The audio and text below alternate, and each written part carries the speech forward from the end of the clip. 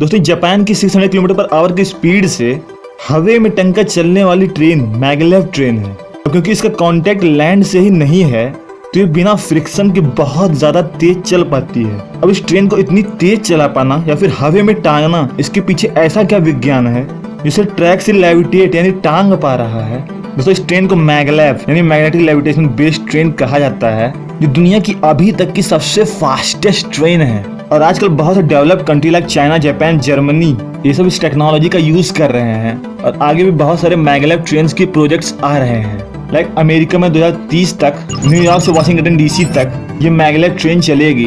इस वक्त चाइना के पास सबसे ज्यादा मैगलेव ट्रेन हैं। इस तरह से आपको लग सकता है कि मैगलेव हवा में टंकर चलती है तो ये काफी फ्यूचरिस्टिक टेक्नोलॉजी होगी, बट इसका पब्लिक यूज 1979 में ही शुरू हो गया था। अब ये ट्रेन सुपर कंडक्टर मैग्नेट का इस्तेमाल करती है, जिसका रेजिस्टेंस एब्सोल्यूट 0 होता है।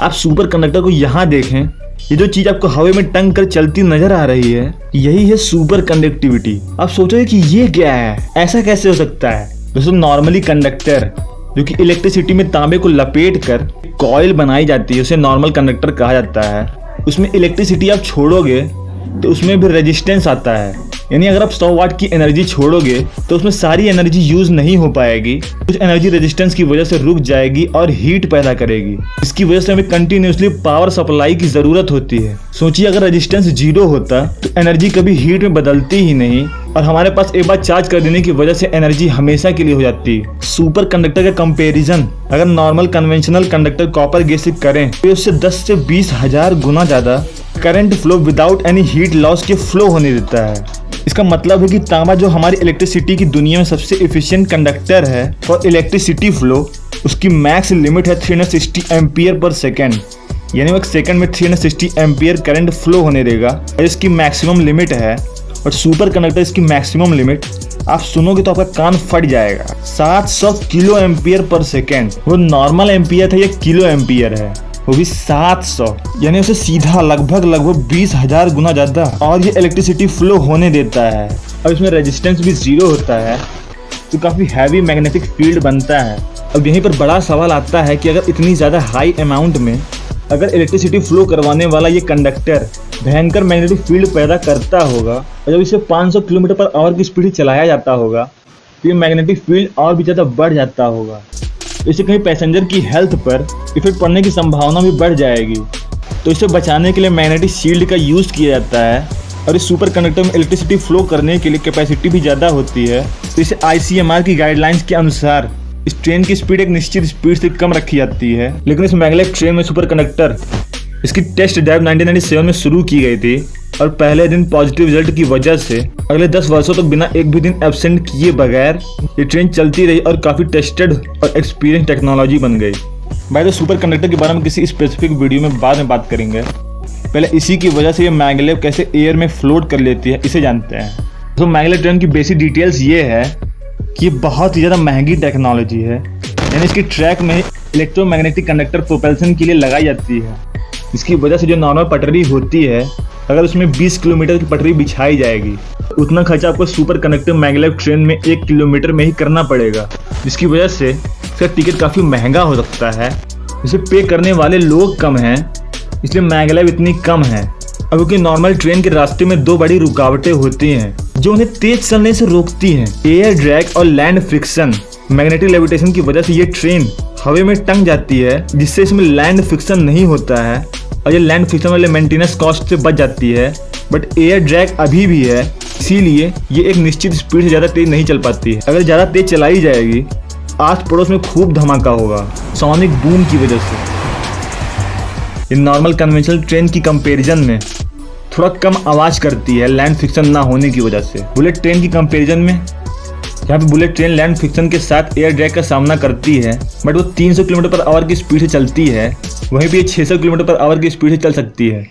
फिर भी ये बुलेट ट्रेन से काफ़ी क्वाइटर है, बट ज़्यादा तेज चलाने के लिए एनर्जी और एनर्जी इफिशियंसी दोनों चाहिए। ये काम सुपर कंडक्टर संभाल लेता है। अब इस सुपर कंडक्टर में करंट लॉस होता ही नहीं है, इसे एक बार चार्ज करने के बाद दोबारा बाहर से एनर्जी की जरूरत नहीं होती है। हालांकि सुपर कंडक्टर बनाना ही अपने आप में बहुत ही बड़ा फजीहत वाला काम है, लेकिन इस मैग्लेव ट्रेन में सुपर कंडक्टर यूनिट जो कुछ इस तरह से दिखते हैं, ऐसे बहुत से यूनिट दोनों साइड में एक ट्रेन के पीछे तक लगाए जाते हैं। यूनिट बनाने के लिए आप समझिए कि सुपर कंडक्टर कोई चीज नहीं होती है, ये एक स्टेट होती है, एक स्थिति होती है जिसे सुपर कंडक्टिविटी कहा जाता है। यानी किसी तरीके से ऐसी स्थिति क्रिएट की जाती है जिसका रेजिस्टेंस 0 हो। इसमें एक कॉइल लगाकर जो कि सर्कुलर हो, उसे लिक्विड हीलियम से ठंडा किया जाता है। बाहरी रेडिएशन से बचाने के लिए रेडिएशन शील्ड लगाई जाती है। लिक्विड हीलियम बहुत ही ज्यादा ठंडा होता है, बट ये जब कॉइल से बाहर निकलती है तो कंडक्टर की हीट से इवेपोरेट होने लगती है, जिसके लिए लिक्विड हीलियम कंप्रेसर जो कि इसे दोबारा लिक्विड में कंप्रेस कर देता है। बाय द वे अभी भी इसमें हीट की प्रॉब्लम एडी करंट की वजह से होती है, जिसके लिए लिक्विड नाइट्रोजन का यूज किया जाता है। और ऐसे ही 4 कॉइल्स का यूज करके सुपर कंडक्टर मैग्नेट की यूनिट तैयार की जाती है, जो दोनों तरफ पीछे तक लगाई जाती है, क्योंकि इसी से ट्रेन आगे प्रोपेल हो पाएगी।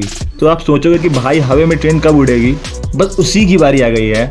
ट्रेन को आगे की ओर प्रोपेल करने के लिए नॉर्मल कन्वेंशनल वाली इलेक्ट्रोमैग्नेटिक की कॉइल लगाई जाती है। अब सोचोगे कि ऐसा क्यों, क्योंकि अब ट्रेन को कंट्रोल भी तो करना है। तो कन्वेंशनल कॉपर वाली इलेक्ट्रोमैग्नेटिक फील्ड जिसमें एनर्जी सप्लाई की कंटिन्यूसली जरूरत होती है और कम एनर्जी देकर उसकी स्पीड कम ज्यादा कर सकते हैं। तो जैसे कि आप मैग्नेट में जानते होंगे, नॉर्थ को रिपेल बट साउथ को अट्रैक्ट करता है, वैसे इसमें ऐसे इस तरह से electromagnetic coils super conductor coils के आमने सामने लगाई जाती है, जिसमें अगर नॉर्थ आमने सामने होंगे तो एक दूसरे को रिपेल करेंगे और साउथ की ओर बढ़ेंगे।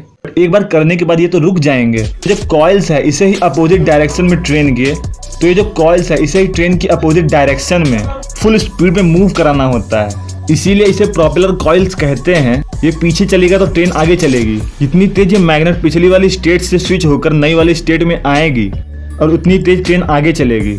और इन्हीं प्रोपेलर कॉइल्स की स्विचिंग स्पीड पर पूरी मैग्लेव ट्रेन की स्पीड निर्भर करती है। यहाँ ट्रेन को हवा में उठाकर चलाने के लिए 8 शेप वाली कॉइल्स का यूज सुपर कंडक्टर से थोड़ा नीचे लगाकर किया जाता है। इससे सुपर कंडक्टर का मैक्सिमम इफेक्ट नीचे वाले कॉइल्स पर होता है, जिससे अकॉर्डिंग टू फैराडे लॉ इसमें एक इलेक्ट्रिक मैग्नेटिक फोर्स पैदा होता है। और इस इलेक्ट्रोमैग्नेटिक कॉइल्स को सुपर कंडक्टर के थोड़ा नीचे लगाने की वजह ये है कि नीचे वाले मैग्नेटिक फील्ड का प्रभाव ज़्यादा पड़ने की वजह से नीचे वाले में करंट ज़्यादा पैदा होगा और ऊपर वाले में कम। ध्यान से सुनिए, अगर ये सुपर कंडक्टर नीचे ना लगाकर इलेक्ट्रोमैग्नेटिक कॉइल्स के सेंटर में लगाया जाता तो इस पर करंट का कोई असर नहीं होता। अब क्योंकि ये 8 शेप में है, इसे खोलोगे तो ये एक दूसरे के अपोजिट डायरेक्शन में करंट छोड़ेगा, जिससे नेट करंट 0 होगा, यानी करंट फ्लो ही नहीं होगा। बट इसे सुपर कंडक्टर कॉइल्स के थोड़ा नीचे लगाने की वजह से इस पर इंड्यूस्ड इलेक्ट्रोमैग्नेटिक फील्ड नीचे वाले पर ज़्यादा और ऊपर वाले पर कम होगी, जिससे कुछ electric force maximum minus minimum से प्रोड्यूस होगा। यानी अगर इसके बीच में लगाते तो दोनों ओर बराबर होता है, यानी 5 - 5 = 0। बट अब नीचे वाला ज़्यादा और ऊपर वाला कम है, तो 5 - 2 = 3, यानी कुछ EMF अब फ्लो हो पाएगा, जो ऊपर की ओर नॉर्थ साउथ और नीचे की ओर साउथ नॉर्थ की ओर फ्लो होगा।